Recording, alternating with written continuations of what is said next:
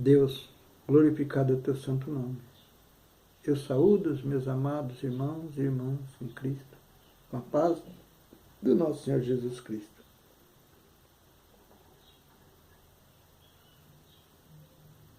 Gênesis capítulo 3, versículo 17. No vídeo anterior, eu refleti sobre capítulo 15 e 16 de Gênesis, no versículo 15 e 16 de Gênesis capítulo 3. Agora eu vou refletir sobre o versículo 17 de Gênesis capítulo 3. E Adão disse: porquanto deste ouvido a voz da tua mulher, olha aqui, ele deu ouvido à voz. Ah, mas então não podemos dar ouvido à nossa esposa. Precisamos, quando ela está falando a parte de Deus. Mas quando ela desobedece a Deus, precisamos repreendê-la. Ah, mas hoje ela é protegida pelas leis e se você falar uma palavra e a mais porque você está vivendo ali. Se a mulher não estiver com Deus, pautada pela espiritualidade divina, ela é usada pelo demônio para te afrontar. Ao limite que você pode, num momento borrasqueiro, você dizer uma palavra torta, você é até preso. E daí? Vai preso. Prova na cadeia que você estava certo. Porque Deus vai estar com você. Jesus vai estar com você. Na fornalha. Mas não se intimide. Não precisa bater na mulher. Mas não precisa se corromper porque ela quer te corromper. E Adão disse: porquanto deste ouvido a voz da tua mulher e comeste da árvore que te ordenei, dizendo, não comerás dela, maldita é a terra por causa de ti. Olha o ti aqui, dirigido para pecadores. E agora Adão é ti mesmo. Diminutivo, se diminuiu na presença de Deus. Ele era um varão ereto, reto. Agora não, é pecador. E eu já vi muitas pregações, muitas vezes, dizendo que a terra é toda maldita. Né? A Deus é maldita a terra, mas você quer ver onde é a bênção? Onde Deus põe os pés, ela é santa, ela se santifica. Deus santifica a terra para pisar. Lembra de Moisés na sarça? Tira o pé da tua sandália, porque a terra que pisa é santa. Então, se Deus descer numa terra maldita, meu irmão, ela se santifica na hora. Ele purifica para que Deus ponha os pés nela. Jogando por terra aquela conversa de alguns pastores imprudentes que diz: Deus não pode descer a terra porque é corrupto, senão ele queima tudo. E é aquela palavra que diz que para Deus todas as coisas são possíveis. Se Deus descer ao inferno, meu irmão, o inferno fica santificado para que ele pise. Aquela parte que ele pisar é santificado. Jesus, mas ele tinha sido... Alguém diz: Deus fulminou Jesus porque na cruz ele diz: Pai, por que me abandonaste? Pregação imprudente. Deus não fulminou. Porque a água desceu do céu, uma lágrima, rasgou o templo, o véu do templo. Quando Jesus diz: Pai, por que me abandonaste? É porque Deus não permitiu que ele visse que seus próprios escolhidos o lançaria na cruz. Foi por isso. Aqueles que ele pregou foi usado por Caifás para dizer: solta Barrabás e prende Jesus, e crucifica Jesus. A decepção de Jesus foi ver que aqueles a quem ele seria rejeitado. Pode ver que na pregação dele nunca fala que seria rejeitado, ele fala que seria levantado sobre as cabeças. Isso, Pai, por que me abandonaste? Por que minha pregação não entrou no coração daqueles que eu tanto me esforcei por eles? Eu curei, eu salvei, eu fiz a mão mirrada, seca, voltar a ser normal. Ressuscitei mortos. E mesmo assim me rejeitaram. Por que, Pai, me abandonaste? Deus não fulminou Jesus por causa do pecado dos homens, não. Na verdade, Deus estava com Jesus até o último dia, até o momento do fim do mundo ali para ele, desse mundo. Passagem na morte, Deus estava ali, grudadinho com ele, chorando, sofrendo as dores com ele. Então você pregador que diz que o pecado, que o Espírito Santo, não sei o quê, porque o pecado não resiste, Deus não aceita o pecado e por isso fulminou seu próprio filho. Deus não se volta contra o pecador, se fosse assim teria mandado o seu filho. Você que é imprudente, quer fazer pregação bonita e não observa a palavra de Deus. Porque até na terra maldita, quando Deus põe os pés, ela se santifica. Foi assim no Monte Sinai. Porque Deus diz aqui que a terra se tornou maldita. Não foi só no Jardim do Éden, foi toda a terra. Mas quando Deus desce a terra, aquele pedaço de chão onde ele vai pisar ali é santificado. Se você tivesse observado, hoje a igreja não teria se corrompido, não teria colocado um demônio para governar sobre as nossas cabeças. Precisamos orar pelos judeus. Mas não fazer negócio com eles, porque eles são cegos, surdos e mudos. São cegos e mudos. Aliás, são cegos e surdos. Eles olham, mas não enxergam. Vê o problema dos outros, mas estão focados nas vantagens que eles vão levar sobre isso. São surdos porque escutam o clamor dos oprimidos, mas não dão ouvido ao seu sofrimento. Passam por cima como se fosse: eu sou o povo de Deus, eu sou melhor que você. A cegueira é essa. Precisamos orar, e eu oro todos os dias pelo judeu, até pelo Bolsonaro. Eu oro principalmente pelo Bolsonaro, porque, segundo o que diz, ele é o judeu. Mas o nome é Messias, falso Messias. Desceu as águas. Mas só pensa no umbigo dele e da sua família. Não pensa em nós.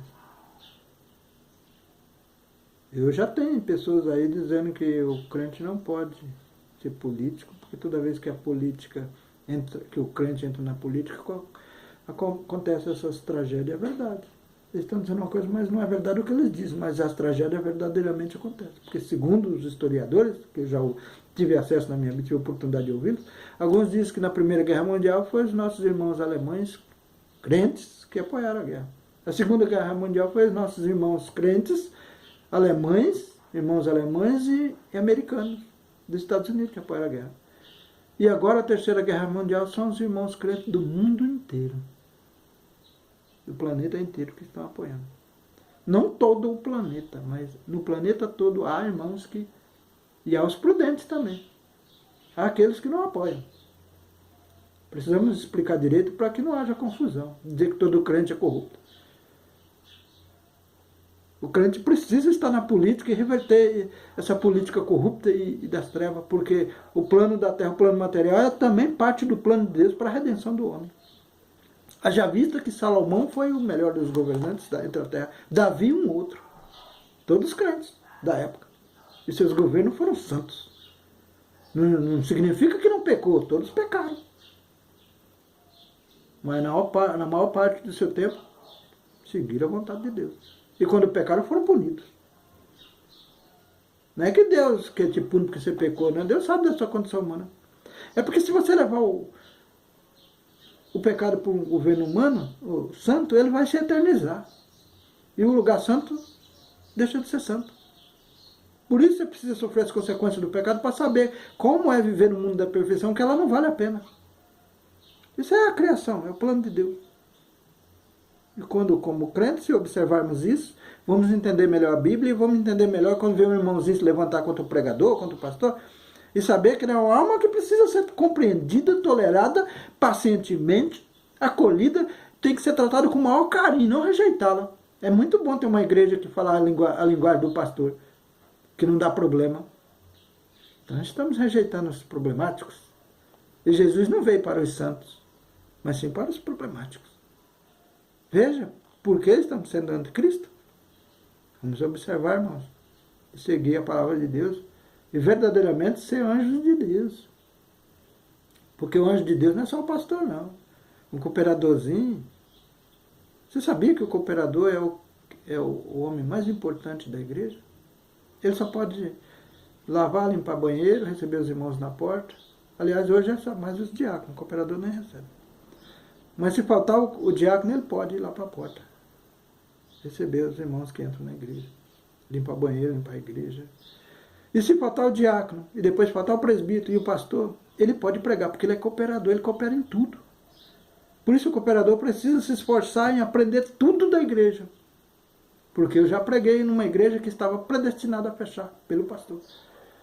E os irmãos diziam, vai fechar? Eu disse, se Deus quiser, porque Deus me mandou aqui para que essa igreja mantivesse aberta. Tanto é que eu fui com ela vazia. E fui até o último dia. No último dia o pastor conseguiu resolver os problemas e a igreja se manteve de pé. Depois outro fechou. Mas essa igreja que foi fechada por outro que não observou, levantou pastores que hoje estão sendo a alegria da igreja. Então valeu a pena eu observar, obedecer a Deus e enfrentar os problemas para que ela se mantesse de pé, porque ali Deus levantaria outros. E mais, irmãos, Essa mesma igreja, muitas vezes com 4 membros, conseguiu mandar a verba para outra igreja, para a sede principal, se manter. Com 4 irmãos. Deus deu salário suficiente para ela pagar suas dívidas, pagar seus encargos sociais e ainda mandar verba, a sua parte, contribuir na igreja sede. E foi desprezado isso. Então, irmãos, quando nós observamos a palavra de Deus, fica fácil. Quando não observamos, aí precisamos trazer marabalismo e dominar a igreja. Agora vem, irmãos, e espinhos, versículo 18. Vou voltar a repetir o 17 para chegar no 18 para voltar ao entendimento. E a Adão, Deus disse, porquanto deste ouvido a voz da tua mulher e comeste da árvore que te ordenei, dizendo não comerás dela, maldita é a terra por causa de ti, com dor comerás dela todos os dias da tua vida. Com dor, não é? Espinhos e cardos também produzirá. Viu aqui que no jardim do Éden não tinha espinho, não tinha abrolho, não tinha erva daninhas? Então aquelas mudanças lá no passado começam a cair por terra porque a contradição já está aqui na frente. É preciso mudar toda a Bíblia para esconder isso, né? Espinhos e cardos também te produzirá e comerá a erva do campo. Está vendo? No suor do teu rosto comerá o teu pão, até que tornes a terra, porquanto dela fosse tomada. Porquanto és pó e ao pó tornará. Essa capa, essa máquina que nós estamos aqui, aprisionados nela. Não por castigo de Deus, Deus não castiga ninguém. Porque nós escolhemos viver assim. Então essa carne aqui, ó, não tem mais a tão chamada morte que todos temem, não. É a morte da carne. A tua alma não morre jamais. Jamais. Ressuscitará para a vida eterna. Ressuscitará seria voltar ao estado anterior de alma, consciente. O espírito volta para Deus, esse é santo e eterno. Mas está dentro de você, cada um humano na face dessa terra, desde o mais vil ao mais santo, tem um espírito de Deus. E cabe a nós, os crentes, observar a palavra de Deus, nos orientarmos e a partir daí orientar os nossos irmãozinhos, que é preciso ele fazer só uma escolha. Assim como Deus disse a Caim, se arrepender de fizer a minha vontade, é certo que serás aceito?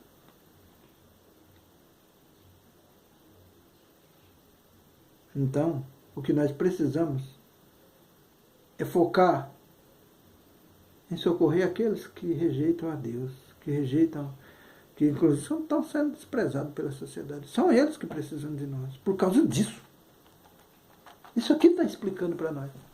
Mas as mudanças estão tirando essa responsabilidade daqueles que querem observar a palavra de Deus. Porque você não encontra mais aquelas palavras antigas que te dão um norte. Então, basta ilustrar a palavra, contar a história do personagem bíblico, do Antigo Testamento, que velho nunca se chama velho. A Bíblia não envelhece.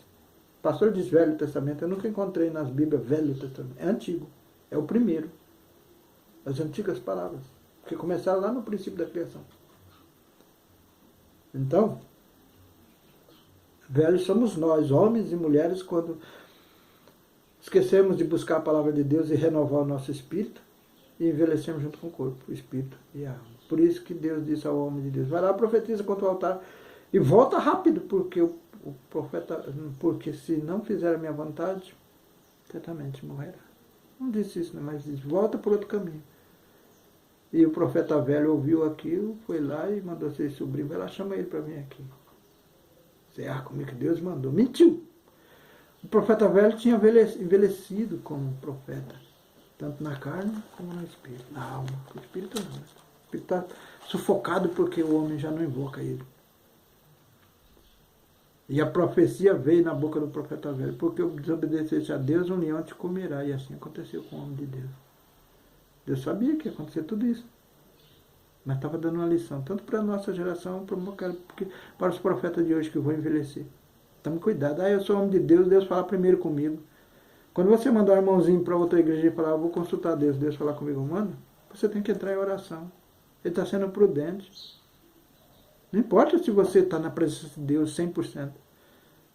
Você devia ter a alegria de saber que aquele que Deus tocou no seu coração para mandar ele dirigir uma igreja no outro estado, ele vai consultar a Deus. Você devia ficar contente, não se ofender, porque Deus fala comigo primeiro, porque agora eu vou ter que esperar. Então você está rejeitando porque Deus falou comigo. Não, ô pai, orienta ele. Não é assim? Orienta ele, Senhor. Como me orientou para que ele veja, e aí vai com mais alegria ainda, porque o Senhor fala com ele. O pastor prudente faz isso. Agora o arrogante, prepotente já fala, não, você está fora porque você não ouviu a minha palavra. Esses são os arrogantes, prepotentes. É por isso que Deus está levantando os pequeninos, bêbados, bebarrões, ou às vezes um cooperador da igreja, para repreender o pastor. Porque ele está tão orgulhoso que não ouve mais a palavra de Deus. Ele se sente, o homem que fala Deus, é o diabo que sopra no ouvido dele, ele pensa que já é Deus que está falando. E faz as mudanças na Bíblia, faz coisas que não deve, porque perdeu a humildade. Aí Deus usa um humilde para falar com ele, não para puni-lo, para mostrar que é na humildade, para mostrar para ele, se ele ouvir, para mostrar para ele que é na humildade que Deus age, e não na arrogância. Irmãos, eu não estou aqui querendo ser mais que ninguém, não. Estou triste e magoado, porque a palavra é tão simples, e nós estamos nos desviando do caminho. Vamos orar pelos judeus? Vamos orar pelo nosso presidente Bolsonaro? Sim. Devemos amar o presidente Bolsonaro, não as coisas que ele faz. Porque foi assim que Jesus ensinou. Lá no Antigo Testamento, Deus diz, na lei de Moisés, Deus diz que não aceita peita para condenar o inocente. Não sei quantos pastores estão envolvidos nisso, mas muitos pastores aceitam dinheiro para condenar o inocente. Não é condenar o ex-presidente Lula, não. Todos estão nessa ideia, todos roubam. Um governo, quando é eleito presidente, ele é o presidente. Só que tem os, como se fosse no céu, os seus anjos, seus governantes, os homens que ele confia. E o país é grande, milhões, 113 milhões hoje. Quando a Globo fala assim, o governo rouba, ela está jogando na responsabilidade do presidente, que ela é contra, porque ela quer derrubar, porque ela... Não sei quantos lá na Globo, mas muitos não creem em Deus. Não creem que Deus existe. Então ela, sutilmente dizendo que os governos roubam, porque há várias partes do Brasil, líderes governantes, que roubam, são corruptos. Cabe ao presidente permitir que as fiscalizações, as entidades fiscalizatórias vão lá e fiscalizem e punam os que estão roubando. Agora, a pretexto disso, ir lá e punir o presidente não pode fiscalizar ninguém. Ele tem que governar, dar ideias, projetos, planos. Da mesma forma, quando o presidente quer aprovar o aborto, o cidadão fala, não, porque esse é anticristo. É isso que está sendo pregado dentro das igrejas. Cabe aos pastores ensinar os pais e mães a proteger os seus filhos. O governo dos homens é proteger a saúde pública. Quando a mãe tem um filho morto dentro do útero, do que adianta ela parir ele só para manter a lei de Deus? Um defunto que já deve sair antes que ela perca a vida e perca a oportunidade de ter um outro filho. Você está vendo? Outra, o filho vai nascer sem cérebro porque o cérebro não desenvolveu, mas precisa parir porque a arrogância dos crentes, que nós já adulteramos tanto mundo que agora fetos natos sem cérebro, queremos punir a mãe, que ela corra risco de vida para nascer um feto que vai morrer assim que nascer. Vamos acordar e ver o mal que fizemos e tomar vergonha na cara e seguir a vontade de Deus e parar de ser hipócrita. Porque isso é hipocrisia. É o pastor e a pastora, os líderes evangélicos, que precisam orientar os seus rebanhos que filhos vêm de Deus. E que você proteja seus filhos. E aí nenhum governante tem o direito de tirá-los de você. Enquanto você for corrupto, ficar mentindo em nome do evangelho, você está pensando que está guiando um rebanho para Deus. Você está desviando o rebanho da presença de Deus. Eles serão punidos, sim, com açoite, com poucos açoites, porque te seguiram e não observaram. Eles têm uma Bíblia, cada um tem uma Bíblia em casa, mas não observam. E eles são punidos. Presta atenção, irmão. Para que você não caia nessa ignorância. Então, ele chamou Adão o nome de sua mulher Eva, porquanto ela era a mãe de todos os viventes. E fez o Senhor Deus a Adão, sua mulher, túnicas de pele e os vestiu. Viu aqui? Está vendo? Agora fez túnica de pele e os vestiu. Então disse o Senhor Deus, eis que o homem é como... Aqui está falando túnicas de pele. Mas Deus é que ensinou, que colocou... Porque foi tirado também. Colocou, fez fazer folha. Essa túnica de pele nas Bíblias antigas eu não aceito. Eu não ouvia. Mas eu posso aceitar sim. Porque hoje nós vestimos túnica de todo tipo, né? Então disse o Senhor Deus, eis que o homem é como um de nós sabendo do bem e do mal. Ora, pois, para que não estenda a sua mão e tome também da árvore da vida e coma e come e vive eternamente no pecado. O Senhor Deus, pois, lançou fora do jardim do Éden para livrar a terra do que fora tornado. E havendo lançado fora o homem, pôs querubins ao oriente do jardim do Éden e uma espada inflamada que andava ao redor para guardar o caminho da árvore da vida. Fiquem com essa palavra, irmãos. Não quero que você creia 100% nas minhas revelações. Você tem a Bíblia. Eu estou apenas revelando o que aprendi na minha infância. Posso até ser punido por algum governante, algum líder evangélico que se inflamar contra mim.